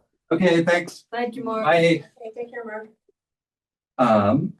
So it's not that they can't build, it's that they have to meet the standard, and that is to produce enough water or have enough water. If they can't get there, they're gonna find out they can't build. Those are We- good points though to mention in your argument. It's like the common sense. we can't build, we're not You know? going to build attainable housing units in The shoreline. shoreline It's zone. never, it's a non-affordable to buy the land. Yeah, Really. I mean, We tried at Mitchell Field to ask for But that, it's not didn't work. feasible. yeah. It's feasible. Okay. So, Yeah. when we talk about water Yeah. and septic and everything, I give an example, I'm working on a development, which I probably wouldn't break down now until 26, but, and this is in an area that has, well, it will have, like, right now it's well water, but it will have town and septic water. Mhm. But, because in the growth zone where I live, even though they put their stormwater drain on my land, I can't use it Huh. because they didn't put a big enough pipe in it Hmm. for the growth area, so I have to build a whole stormwater drainage system Off thing, your and I'm property. sharing this with you, because this is even in another area, that if you cannot show that you have the septic and the water, Mhm. you can't build. Yeah, I mean- So the argument that we don't have enough water, it isn't on many levels. One, we do have enough water. We have enough water, Two. and in the codes. limited areas where we don't, Right, you already can't build there. right. Is that's just? Well, It's pretty real. It Yeah, is, I mean- it's pretty good. You I have- mean, we talk You know, about, the building codes are, you have to have enough space for the septic, and you have to have water. And all the laws from 2003 Mhm. said that, when they was first started talking about ADUs, you have to have enough water and septic. And to be able to do these things, if you don't, you can't do it, it's that simple. that's why I say, we keep knife fights in the dark at all these meetings. Mhm. And yet, the next two steps, the planning, to get to planning, and then from planning to make an advisory to say you can go to select board. Do you not think that we're gonna be just slayed to death before we get anywhere? And so the comp plan being a all-encompassing document is just a bunch of malarkey in a way. And it's just, you've got so many, the two big hurdles in front of you are just huge. Yeah, I mean, I mean, yes, and the comprehensive plan that we have in front of us is like something that we would hopefully like to see passed. I think. we do, but I'm just saying, to our problem in housing, and to use either the zoning, as you said, consider. Mm. We got the hurdle is so high, it's dumbfounding, is what I'm saying. So Because you don't think the planning board will, we don't, Amy, we're not gonna get into this right now. yeah, It's Yeah, it's a and different committee that I think we can't. But, we don't have, We don't have control. over. yeah, but on the other exactly. hand, I'm just thinking of why we want a comp plan, Mhm. other than we could get grants. Well, according to the article, and I was glad to see it No, there, that's is what they I can read get that. it certified by the state. Right. Yes, it does. But another good reason, if you're being aspirational. Yeah. Is that we have so many different communities in our town. With all their ideas of what's important. Yeah. A comp plan at least gives us the first cut. But it's absolutely necessary. And But I aside, just, but that's a plus for it. It does. You know, when I look at it, and I haven't fully gone through it, I'll grant you that, but as the comprehensive plan is important because the hope is we talk about wanting to keep certain things. You know, we have and I say it all the time, we have amazing volunteer programs in this town. But most of the people doing them are in their seventies. Right. And higher, and I heard from many of them, one was out knocking on the door, there's nobody to replace So that's the. these amazing programs that we have. And so the comp plan, it has to, I think should have to take that. Should And take we're that going to piece. keep these wonderful things in our community that we love. This is what we have to Oh, yeah. do, this is. the But one for thing us this committee here, does, how are we going to get affordable housing? if And anything, what does that look this committee is gonna be the one keeping to poke the bear. It is, That is our job. It's your job. yeah, we could poke a bear or we could try to build some houses too. Get a couple bears. Or, That house, maybe not even, yeah. Again, we like modify some existing structures to house more people. That's a super viable thing that isn't gonna change the visual To just quality of the town or whatever people, you know. It is. to let you know, we are meeting with Adam at Habitat. Mhm. And Bible Broadcasting is showing up to Oh, are they? lock the door, and Steve and I are going to talk about, and I think Mark from Haw is coming as well. No. So it's later this month, but there might be opportunity to see that possibly go into 2 units, maybe 3. But Oh, I think we a are lot of working it on might it. happen on those smaller bases. What's that? I think a number of these in town will happen on smaller Yeah, It's real, bases. it's- But yes. It should, it's never, so that was the other thing that I heard, from people. There was this fear that when we say affordable housing, they're gonna build the big. Yeah. Skyrocketing things that are on the base. which aren't affordable. And first I told them those aren't affordable They're housing. not For affordable. starters, they're not even close to affordable housing. But no, it could look like this. Yeah. It could look just like what you're living in. I mean, or for Yeah. example, the Schofield Farm or Right, whatever Beaufort Farm. is Yeah. a whole bunch of units. If my home, maybe my retirement is, if my home wasn't a older care home, it could Right. be. Could Have be all kind more of small apartments in it, Sure, exactly. efficiency apartments, for people. So it can look like a home, Mhm. and it doesn't have to be, and no, you're not gonna be able to build something like that without public sewer and public water. Yeah. And Yeah. that, I mean, although we have some pretty big mansions down here. You do, you do, I Pretty know. equivalent, In enclosed square footage, yeah. Yeah. certainly. Oh, yeah, Yeah, those you big know, houses with so- all those rooms, Mhm. sure. So, we have things, and I see housing there. I drive down my road and there's this big beautiful barn. I mean, it's just a gorgeous barn.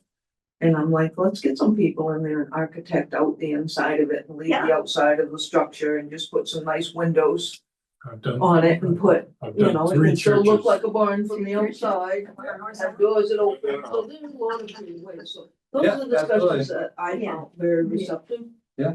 With people. I think that that's where we've got Yeah. some legs, basically. And I think that would be appealing to people. Yeah. We just have to think outside the box and be a little more creative. And- Or like you were saying, inside the box, let's leave the barn there. Just build some, yeah. Yeah. Build inside of it, put the windows, I'd love to own it, because that's exactly what I would work towards. Yeah. I'll never own it, but. Yeah, that's, yeah, Thank you guys for coming. Oh, thank you. So, listening to us go back and forth to finally get to our message, but we do bounce it off the wall pretty good. No, that's good. We're gonna, we gotta move forward on this water thing, because it's not just for affordable housing, it's. It's, and you're dealing with the water things, that's one issue, and I think that we've gotten a good message to start with that. Yeah. It's just not accurate, And we, you know, when somebody at these meetings says that, we need to be able to say, that's actually not. You know, and hold people's feet to the fire. But then we also have, you know, when people say to us, why do we need affordable housing? Because if we do not replenish growth in this town, our town will. Put 19 units in that one. It's, I mean, A slow death, but it's happening. Yeah, oh, it is. and You know, And it said the same thing in the 2005 comp. they did. So It's verbatim. There's your barn. oh, yeah, Put 19 in that one. The the previous one I church put or the one 25. next to it. The 19 in the church. Okay. Oh, in the church. it's amazing. Yeah. Yeah, in the church. Yeah. Just look Well, at the barn. It's I love volumetric. the white church right across, Yeah. from the bank on Pleasant Street. Oh, that On the end there, when that went up for sale, that's what I wanted to do with it. I'm like, just leave it, nobody's gonna care, it just looks like a church and put everything inside. Mm. But yes, in the 2005 plan, I don't know if you were in the room when I started saying it to Bob, was the fact that 2005 plan came out of when LNG came into town. And it was the only time in my life that I remember all the fishing community and the rest of the community. Well, the majority of the fishing, there were people that were for LNG, but came together. And through those conversations, one of the big things that people outside of the community learned was that we were losing our fishing families, that we were losing our young families, that our school was shrinking. I mean, So that sparked the recommendations in the 2005 comp plan that we needed to fix the affordable housing issue. to again, For the same things that we're Same things. stating today. to reference that conversation that I had with Matt, where he relayed that there are 500 fewer children in town than 20 years ago. That's a staggering number. It's a totally staggering number, and that trend isn't gonna reverse if we don't do No, anything. we have to We're do gonna something. start with the school. Uh, I mean, well, our first grade, people will say to you, it's inspiring because we got some more first graders, that's fine, we don't have more kindergartners. Yeah. We It don't was have a, more it was a second particular graders or- cohort. Or that came- yeah. third graders, you know. Yeah. And stuff. Yeah, I mean, 500 fewer kids is a 1/10 of the population. My of town. kids went to school with both schools, classrooms packed. I mean, so I think that like, yeah, looking at what a town looks like when there aren't when there aren't people who live here and grow up here. And go ahead, there's kids go to school here. Our Yeah, fire those departments kids, yeah. had too many volunteers. We Yeah. had youth high school Yeah. kids, and that, you know, volunteering. Yeah. Stuff. And so, yeah, I mean, I think that we have good clarity The one and us on this doing committee about the importance of housing and why we need to do it in town. And yeah, the message is important to tell people, and I guess maybe that's a good thing for the next meeting to look at, about how do we develop a concise message about why we need it, because yeah, I mean, it's And you'll have a chance on August 15th to get up and talk about that, I believe. at the comp plan hearing kind of I think thing, or so, yeah, Yeah. I hope so. I mean, didn't we expand licenses for claim diggers and stuff that used to live in town that now We have to sort of move expanded out the of way we town? allowed them, yeah. You know? Mm. Yes, we did. And how many do our lobster license holders in this, that live in Harpswell? I'm just They concerned fish here, but why how there many of them seems to be so actually many live here? fishing people that are against the plan. Yeah, it's I'm trying to I just would like to know what the reasonings are. And I'll throw my last comment, we are the oldest populous town in the state. Yeah. So that makes it more of why we must do something. Definitely. I popped into the Harpswell Heritage Land Trust annual meeting Yeah. after the last comp plan thing, and you know, there was like 3 other people there that weren't over 45. So, you know, Hey, there were some young folks there. Well, I got really excited about knocking on doors this last time because I met a few young Yeah. families and a few of them, you know, had inherited the places Yeah. that they were in. And then now But they're they able were, to work. young families, so it's Yeah. like, Yeah, we got a Yay. few more. So I think that's like, as far as the water thing goes, it's great to develop clarity. It's just not true that it's a town-wide problem. It is a localized problem. And there are steps that you can take if you live in those localized areas. Now, it's So, interesting are we- too, Go ahead. when you look at the geological map that shows the spots that have good water. Mhm. One of the spots that has good water on that map is across from the old Harpswell school, oh, no. right? Nope. Who was the first person that was out there Yep. talking? So, that's the problem with these. She's my business yoga instructor. Yeah, no, so if you've had a problem, you don't care what the map says, basically. So are we going to, at the comp meeting, be advocating that we have plenty of water against those that say we don't? That's my intention at the next one that I Well, go that's to what- yeah, that's what I will be saying there. Mary Ann, I would love if you can I'm gonna say the same grab thing. those, if you can come up with those numbers, that would be super helpful, so that we can both What, grab the like, what I was According, saying yeah. about the water fear that she raised is because of what we've talked about, the isolated incidences. The So it's isolated, the fear yeah. Oh, that it it's always was gets because of, the press.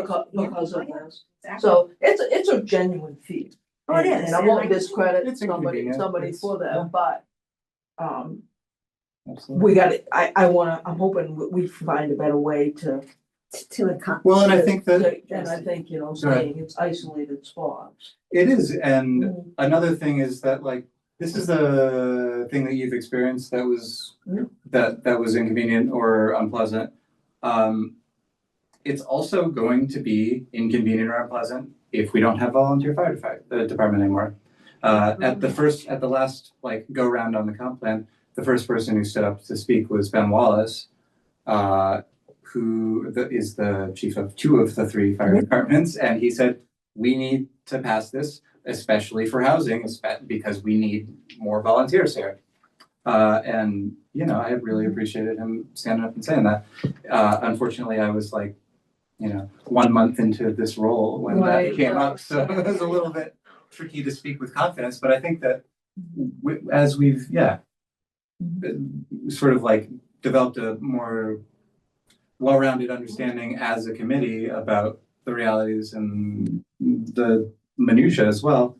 And the meeting in Cundy's Harbor was all about housing. It was, positively, Positively. mostly Well, they positively, wanted yeah. more housing, so every part of town has its. And I also use Howard as an example too, because that's who I heard a lot from. I've heard a lot from people who volunteer for Howard. Yeah. Because Well, I'm you've got only gonna be able to do 300 this for plus 2 years. Members. And when I need help, is there gonna be there, somebody there to Exactly. Yeah, so, I mean, the individual experience of running out of water, yeah, it sucks, and it is real. We're not trying to say that it doesn't happen, but there is adequate water in town, and the reality of the risk of not having attainable housing in town is also a very real problem. As far as we're concerned, I mean, yeah, it just is, yeah. Really, what people don't understand is that point, Sean, is that as we age out, gentrify continually, harder, faster, without having a youth vote or a say, we are going to be like a gated community. We'll move it. And I- Retirement community. that scares me from the standpoint that we need cross-sectional people We do, for community, you need at all levels. cross-pollination, Just- yes. And I would argue, as far as I know, in, shifts and stuff. It was several years ago that I thought we were the oldest, and I think we saw. Yeah, I know. In the state, and that says to me that it's not that far down the road. Yeah, so we're doing what we It's can. happening fast. We're doing what we can, and I think that getting some clarity on the water stuff is really good for us to do. It's a concern that people have, so. Anyways, I'm gonna close the meeting, or move to, I guess, all right, seconded.